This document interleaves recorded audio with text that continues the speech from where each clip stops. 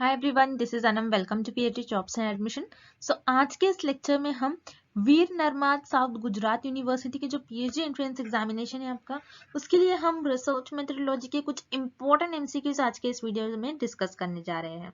जैसे कि आपको पता है, वीर नर्माद साउथ गुजरात यूनिवर्सिटी का जो पीएचडी एंट्रेंस एग्जामिनेशन है, ये मोस्ट प्रोबेबली आपके जुलाई मंथ में ही कंडक्ट करवाया जाएगा, लेकिन आपकी यूनिवर्सिटी ने अभी तक पीएचडी एंट्रेंस एग्जामिनेशन की डेट्स को रिलीज नहीं करा है।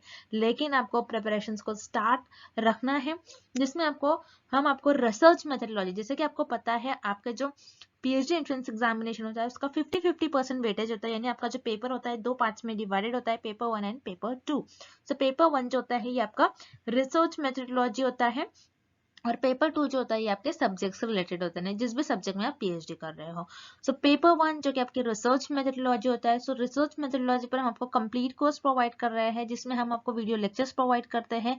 वीडियो लेक्चर्स आपको हर एक टॉपिक पर रिसर्च मेथोडोलॉजी की वीडियो लेक्चर्स देखने मिलेंगे। जो हमारे वीडियो लेक्चर्स है ये थ्योरी और एमसीक्यूज दोनों ही वीडियो लेक्चर्स हैं, जिससे कि पहले हम आपके कॉन्सेप्ट्स को बिल्ड करवाते हैं, देन एमसीक्यूज से हम आपको सारी ट्रिक्स बताते हैं, देन नोट्स में हमने इंपॉर्टेंट पॉइंट्स को हाईलाइट कर रखा है जो इंटरव्यू में भी आपके लिए बहुत हेल्पफुल होंगे। देन उसके बाद मॉक टेस्ट।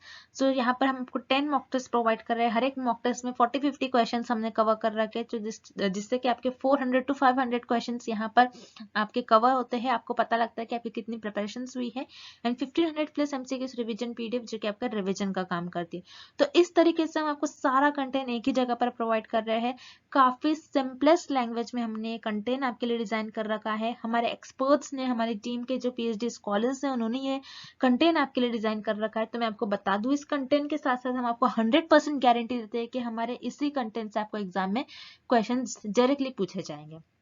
तो मैं आपको बता दूं, आपको ज़्यादा टाइम वेस्ट नहीं करते हुए आपके प्रिपरेशंस को स्टार्ट कर देना है, क्योंकि यहाँ पर हम आपको गारंटी भी बता रहे हैं कि आपको कंटेंट के साथ साथ हम आपको गारंटी प्रोवाइड कर रहे हैं, और यहाँ पर आपको पास करने की रिस्पॉन्सिबिलिटी हमारी होगी, हम आपको पास करवाएंगे, ये हम रिस्पॉन्सिबिलिटी लेते हैं। तो आपको बस आपका जो एक कंटेंट है हमारा रिसर्च मेथोडोलॉजी का, वो आपको परचेस करना है। परचेस करने के लिए स्क्रीन पर आपको जो नंबर नजर आ रहा है, इस नंबर पर आपको हमें व्हाट्सएप के थ्रू ही हमें कॉन्टैक्ट करना है। याद रखना है, आपको स्क्रीन पर आपको जो नंबर नजर आ रहा है उस पर व्हाट्सएप के थ्रू हमें कॉन्टैक्ट करना है, और आप हमारे ऐप के थ्रू भी स्टडी मटेरियल को एक्सेस कर सकते हैं, जिसके लिंक मैंने आपके साथ description box as well as comment section में भी शेयर कर रखा है। So that's it, and let's begin with the video. तो एक बार ये एमसीक्यू स्टार्ट करने से पहले मैं आपको अच्छे तरीके से हमारे कंटेंट जो हम आपको प्रोवाइड करते हैं, जो स्टडी मटेरियल हम आपको प्रोवाइड करते हैं, उसके बारे में एक बार मैं आपको फटाक से बता दूं कि हमारे इस कोर्स में हम आपको video lectures, mock test, notes provide करते हैं, और 1500 प्लस एमसीक्यूज रिविजन पीडीएफ। ये सारा जो कंटेंट आप देख रहे हो स्क्रीन पर, ये आपको एक ही जगह मिलेगा। कई स्टूडेंट्स क्या करते हैं, इंटरनेट से स्टडी मटेरियल रिफर करते हैं। सो इंटरनेट पे जो लैंग्वेज यूज करी जाती है, बहुत डिफिकल्ट लैंग्वेज यूज करी जाती है, जिससे कि आपको समझ नहीं आता है क्या लिखा हुआ है, किस तरीके से ये जो कंटेंट है आपको किस तरीके से रीड करना है, कितना कंटेंट आपको फॉलो करना है, क्योंकि हम हमारे कोर्स में आपको बताते हैं आपको कितना स्टडी मटेरियल यूज करना है। बहुत ज्यादा भी नहीं आपको पढ़ना है, बहुत कम भी नहीं, आप जितना सफिशिएंट है आपके स्टडी के लिए उतना आपको पढ़ना है। सो हमारे कोर्स में हम आपको गाइड करते रहते हैं कि किस तरीके से आपको किस टॉपिक पर ज्यादा फोकस रहना है, कहाँ से ज्यादा क्वेश्चंस आपको पूछे जा सकते हैं, ये सारी चीजें हमारे कोर्स में हम आपको बताते हैं।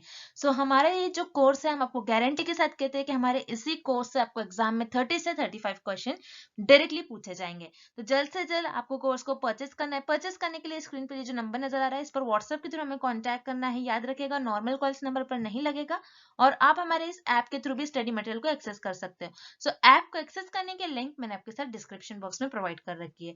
सो that's it, and let's begin with the MCQs. What is the use of factorial analysis? इस क्वेश्चन में पूछ रहा है कि फैक्टोरियल एनालिसिस का यूज क्या होता है। सो याद रखिए, रिसर्च में एक टर्म होता है फैक्टोरियल एनालिसिस, जिसका मतलब होता है कि रिडक्शन ऑफ डेटा।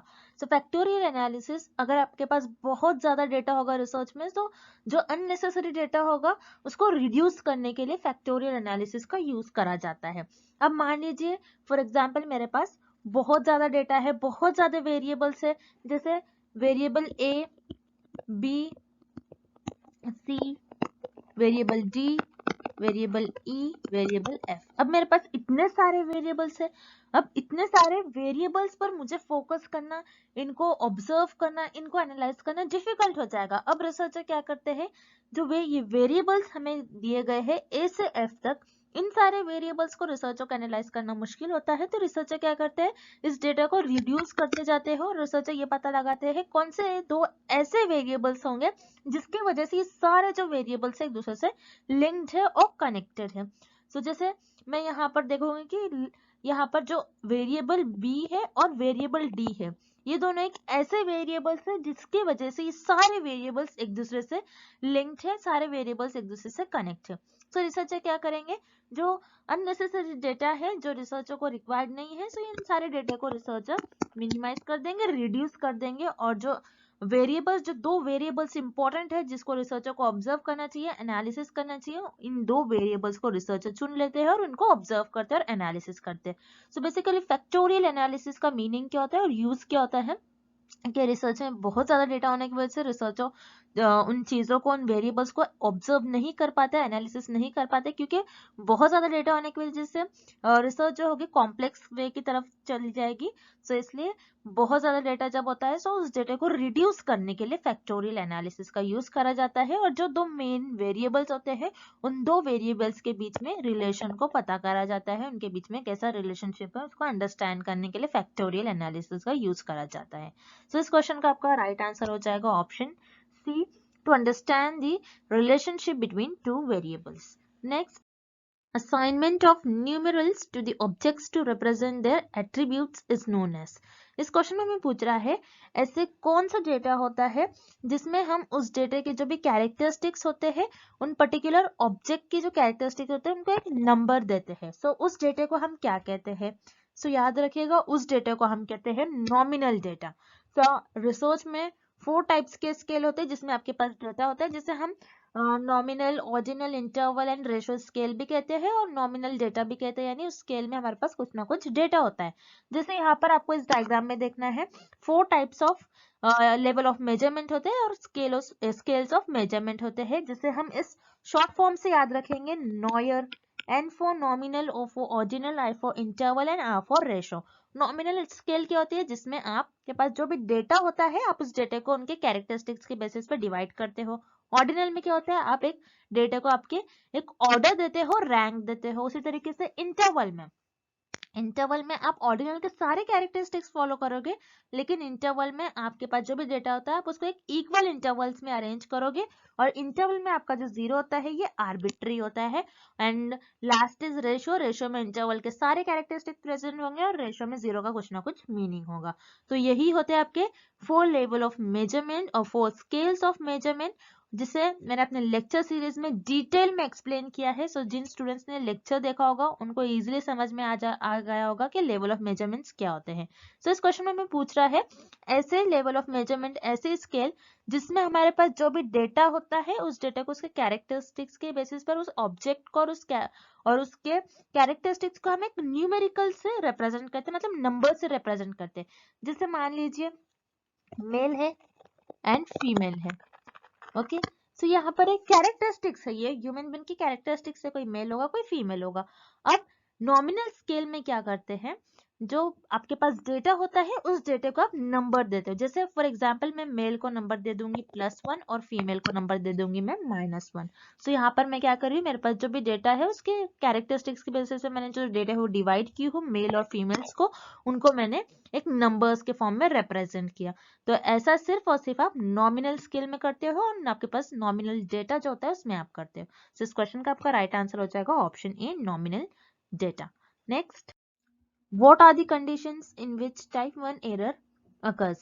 इस क्वेश्चन में भी पूछ रहा है दिए गए ऑप्शंस में से कौन सा एक ऐसा ऑप्शन है अगर रिसर्चर उस ऑप्शन को परफॉर्म करते हैं और जो भी रिसर्च कर रहा है उस ऑप्शन को परफॉर्म करता है, तो उसे हम कहेंगे कि उन्होंने टाइप 1 एरर परफॉर्म किया।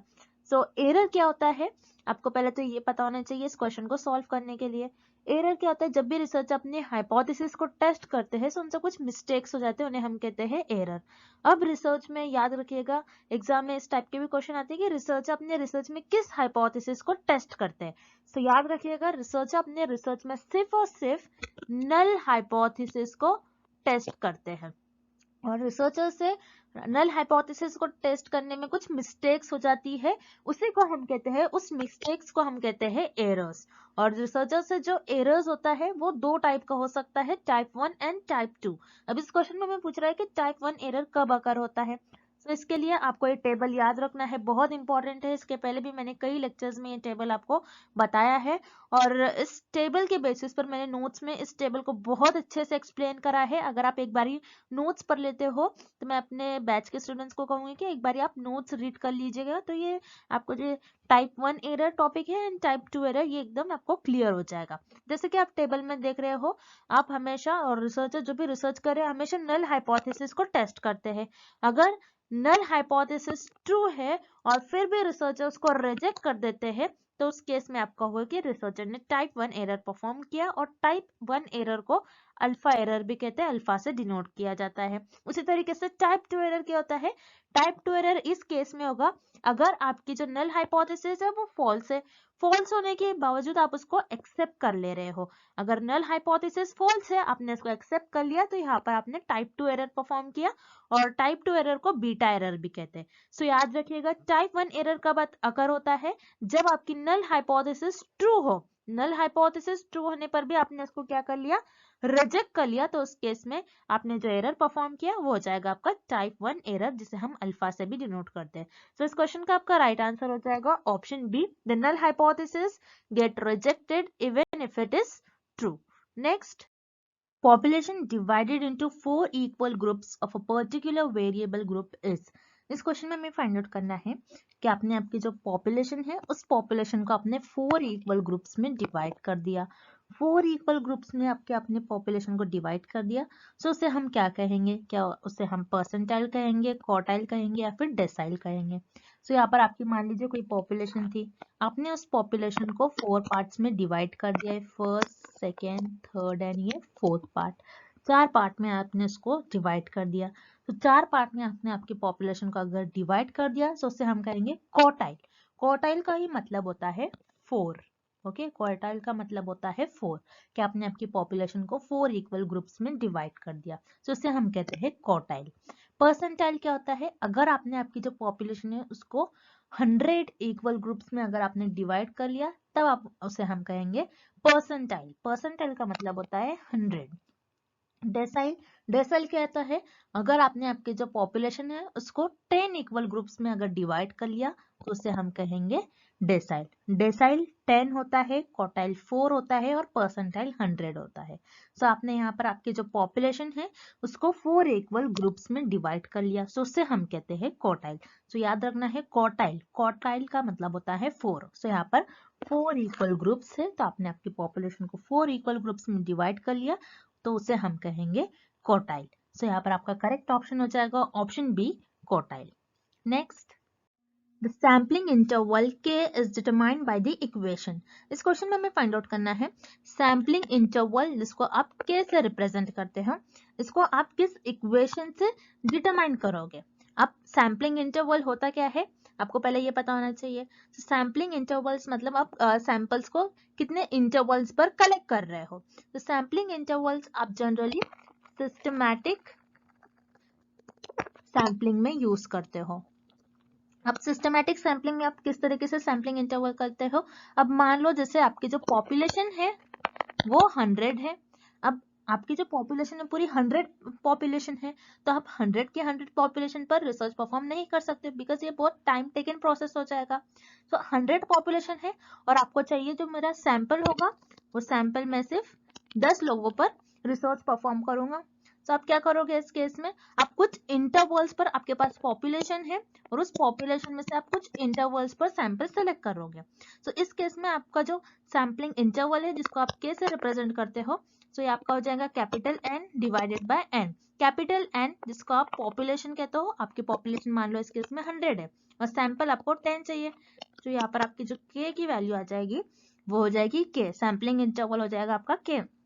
सो k की वैल्यू 10 आ रही है, मतलब अगर आपकी जो पॉपुलेशन है वो टोटल 100 है, तो अगर आप पॉपुलेशन में से पहले पर्सन को सिलेक्ट करते हो, तो आप 10 के गैप पर, आप 10 के गैप पर आप क्या करोगे, 10 का गैप लोगे और देन 11th वाले पर्सन को सिलेक्ट कर लोगे। देन 11 वाले पर्सन को सिलेक्ट करने के बाद अगेन आप 10 का गैप लेकर 21st नंबर वाले पर्सन को सिलेक्ट कर लोगे। ऐसे ही आप 10 का गैप लेकर 31st वाले पर्सन को सिलेक्ट कर लोगे।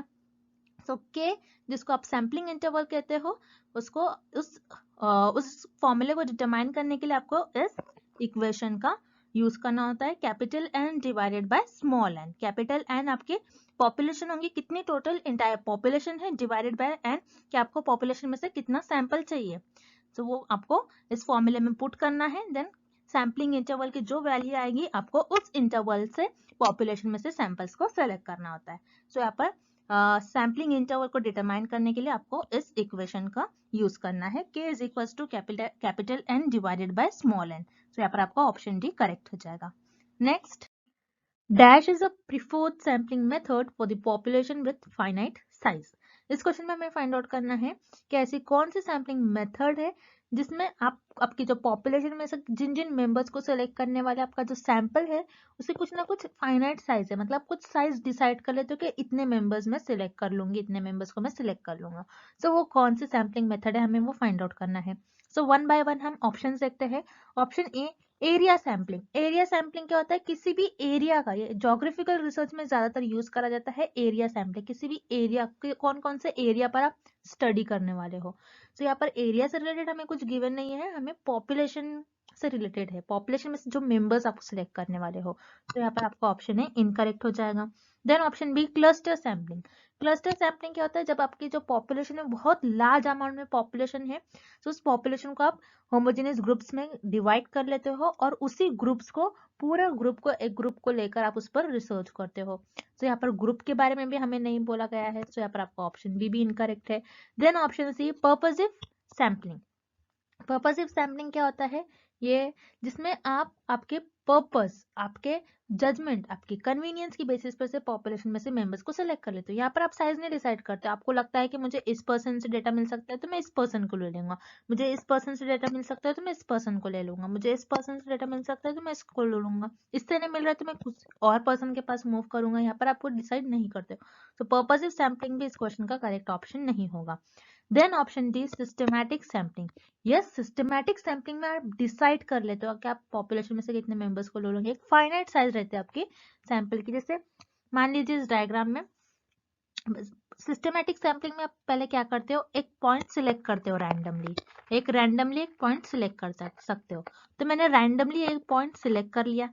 ये एक रूल होता है सिस्टमैटिक सैम्पलिंग में, क्या करते हैं रिसर्चर, एक रैंडमली एक पॉइंट को सिलेक्ट कर लेते हैं, मतलब एक मेंबर को रैंडमली सिलेक्ट कर लेंगे। रिसर्चर ने जो मेंबर को रैंडमली सिलेक्ट कर लिया वो सेकंड पोजीशन पर वो मेंबर था।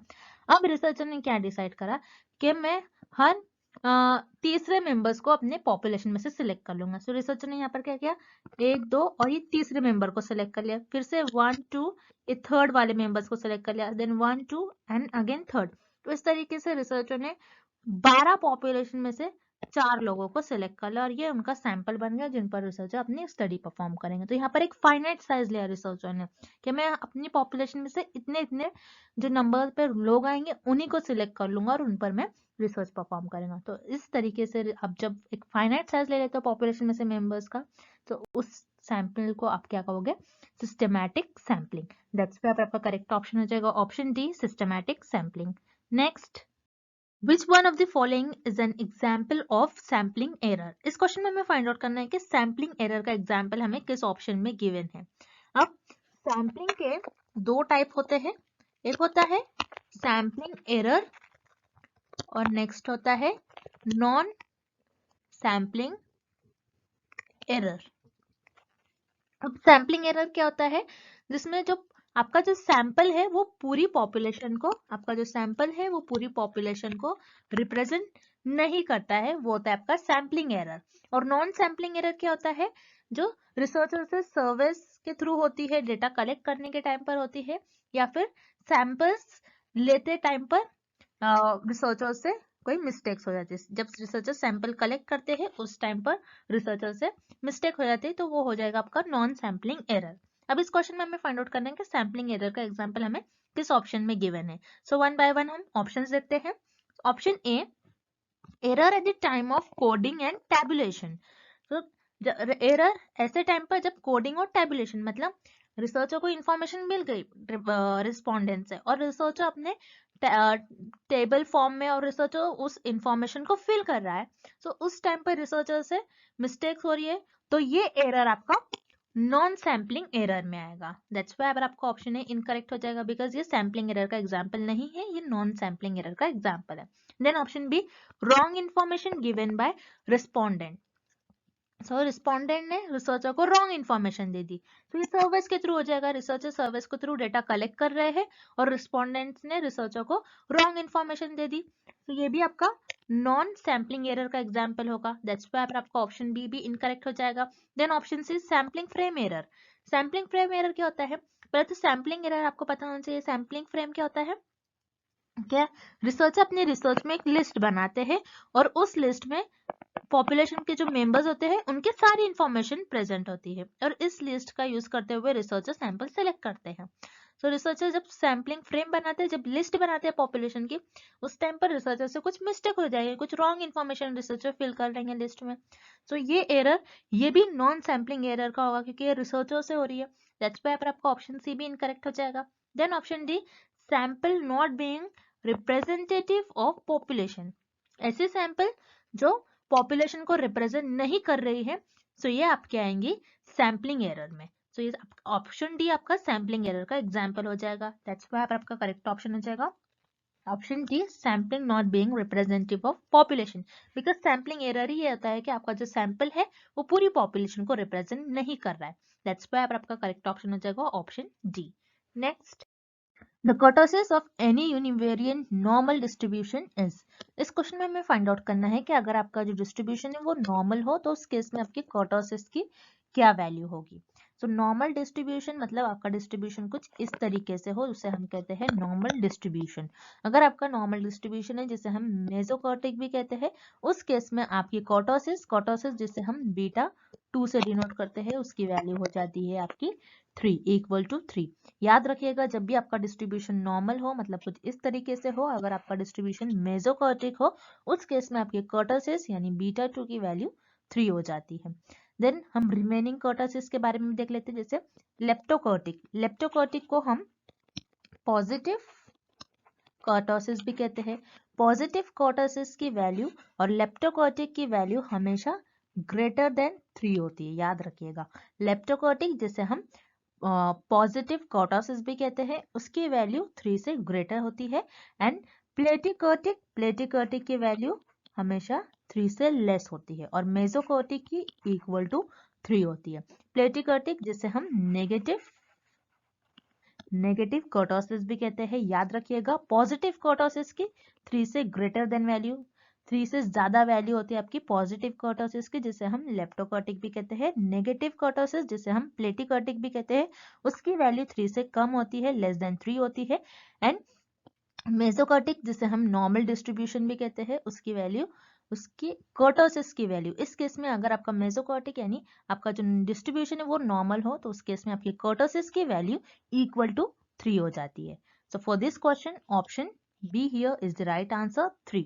Next, the data of research is. इस क्वेश्चन में हमें फाइंड आउट करना है कि रिसर्च में आपका जो भी डेटा होता है वो कौन से टाइप का होता है, क्या वो क्वालिटेटिव होता है या फिर क्वांटिटेटिव होता है, हमें ये फाइंड आउट करना है। तो रिसर्च में आपका दोनों भी टाइप का डेटा होता है, क्वालिटेटिव भी होता है और क्वांटिटेटिव भी होता है। तो यहाँ पर आपका ऑप्शन सी करेक्ट हो जाएगा।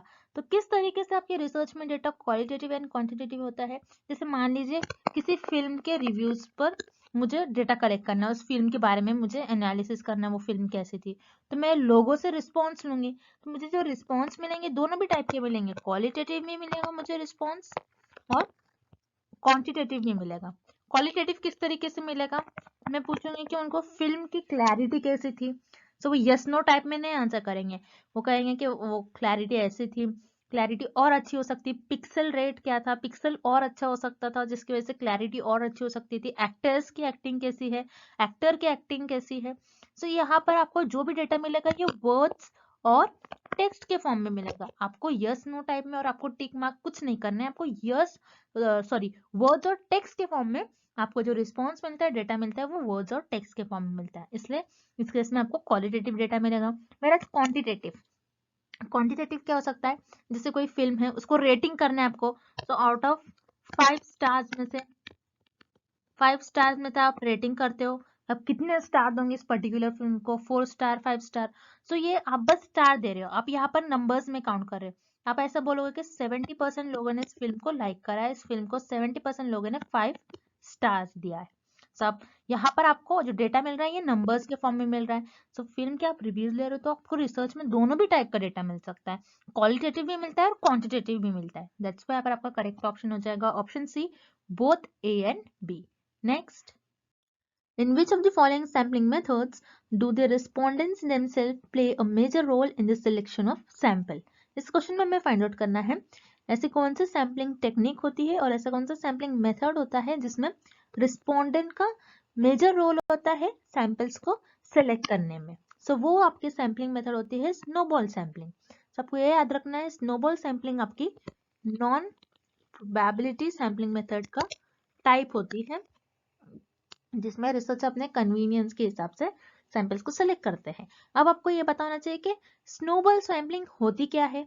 अब स्नोबॉल सैंपलिंग के लिए आपको इस डायग्राम को याद रखना है। अब मान लीजिए यहाँ पर ये रिसर्चर है, रिसर्चर को ये देखना है कि एक पर्टिकुलर सिटी है उसमें कितनी % वुमेन ड्रिंक करती है, कितनी % वुमेन अल्कोहल लेती है। तो यहाँ पर रिसर्चर क्या करेंगे, पहले एक रिसर्चर को एक वुमेन मिल जाएंगी और मान लो एक और मिल गई रिसर्चर को वुमेन जो अल्कोहल लेती है। सब क्या करेंगे, रिसर्चर इनको कहेंगे कि तुम जाओ और लोगों को कलेक्ट करके लाओ और वुमेन को कलेक्ट करके लाओ जो अल्कोहल लेती है। तो ये क्या करेंगे, ये जो रिस्पोंडेंट है ये खुद पॉपुलेशन में से सैंपल्स को सिलेक्ट करेंगे और ऐसे वीमेन को सिलेक्ट करेंगे जो अल्कोहल लेती है। अगेन ये भी जो रिसर्चर का रिस्पोंडेंट है ये भी क्या करेगा, कोई ऐसे लोगों को सिलेक्ट कर लाएगा, ऐसी वीमेन को सिलेक्ट कर लाएगा जो अल्कोहल लेती है। सो स्नोबॉल सैंपलिंग में क्या होता है, रिस्पोंडेंट ही खुद और सैंपल को सिलेक्ट लेकर आते हैं। सो स्नोबॉल सैंपलिंग में रिस्पोंडेंट का मेजर रोल होता है, रिस्पोंडेंट मेजर रोल प्ले करते हैं। अब रही बात स्नोबॉल सैंपलिंग, इसको स्नोबॉल क्यों कहते हैं। तो आपको ये याद रखना है, आपने जब देखा होगा कि अगर कोई हाई पॉइंट से कोई बर्फ है जो हाई पॉइंट से गिर रही है। ओके, सो ये बर्फ का जो राउंड है अगर वो हाई पॉइंट से गिरती है सो ये बड़ा होकर ये और अपने साथ और बर्फ जमा होकर लेकर आता है। सो एक चैन बनाता है और जैसा देख रहे हो ये छोटा बॉल था और ये नीचे आते आते एक बड़ा बॉल बन गया। उसी तरीके से स्नोबॉल सैंपलिंग में एक पर्सन होता है, एक ही पर्सन आता है फिर उसके थ्रू और पर्सन आते हैं, इसलिए इस सैंपलिंग को कहते हैं स्नोबॉल सैंपलिंग। सो स्नोबॉल सैंपलिंग में ज्यादातर रेस्पोंडेंट का मेजर रोल होता है सैंपल्स को सेलेक्ट करने के लिए। दैट्स व्हाई आपका ऑप्शन ए करेक्ट हो जाएगा। Then option B, convenience sampling. Convenience sampling भी आपकी नॉन प्रोबेबिलिटी सैंपलिंग मेथड का टाइप होती है जिसमें रिसर्च अपने कन्वीनियंस के बेसिस पर, रिसर्चर को लगता है कि मुझे इस पर्सन से सैंपल मिल सकता है तो रिसर्चर उसमें अपनी कन्वीनियंस के बेसिस पर सैंपल्स को सिलेक्ट करते हैं। सो कन्वीनियंस सैंपलिंग में रिस्पोंडेंट का ज्यादा मेजर रोल नहीं होता है। दैट्स व्हाई यहाँ पर आपका ऑप्शन बी इनकरेक्ट हो जाएगा। Then option C, cluster sampling. Cluster sampling आपका प्रोबेबिलिटी सैंपलिंग मेथड का टाइप होता है जिसमें रिसर्चर के पास एक पॉपुलेशन होती है, उस पॉपुलेशन को रिसर्चर ग्रुप्स में कन्वर्ट करते हैं। देन ग्रुप्स में कन्वर्ट करने के बाद रैंडमली उस ग्रुप को डायरेक्टली सिलेक्ट कर लेते हैं और वो उनका सैंपल बन जाती है। सो क्लस्टर सैंपलिंग में भी रिस्पोंडेंट का मेजर रोल नहीं होता है। दैट्स व्हाई यहाँ पर आपका ऑप्शन सी इनकरेक्ट हो जाएगा। Then option D, purposive sampling. Purposive sampling आपकी नॉन प्रोबेबिलिटी सैंपलिंग मेथड का टाइप होती है जिसमें रिसर्चर अपने पर्पस के, उनके जजमेंट के बेसिस पर पॉपुलेशन में से सैंपल्स को सिलेक्ट करते हैं। सो पर्पसिव सैंपलिंग में भी रिस्पोंडेंट का मेजर रोल नहीं होता है सैंपल्स को सिलेक्ट करने के लिए। दैट्स व्हाई यहाँ पर आपको ऑप्शन डी भी इनकरेक्ट हो जाएगा। So here correct option is option A, snowball sampling. And thank you for watching this video. Good luck with your preparation and see you tomorrow with another video.